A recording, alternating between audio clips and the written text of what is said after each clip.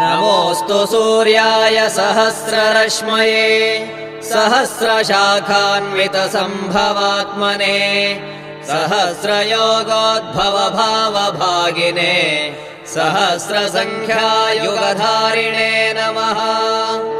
यन्मण्डलम् दीप्तिकरम् विशालम् रत्नप्रभम् तीव्रमनादिरूपम् दारिद्र्यदुःखक्षयकारणम् च पुनातु माम् तत्सवितुर्वरेण्यम्। यन्मण्डलम् देवगणैः सुपूजितम् विप्रैः स्तुतम् भावनमुक्तिकोविदम् तम् देवदेवम् प्रणमामि सूर्यम् पुनातु माम् तत्सवितुर्वरेण्यम्।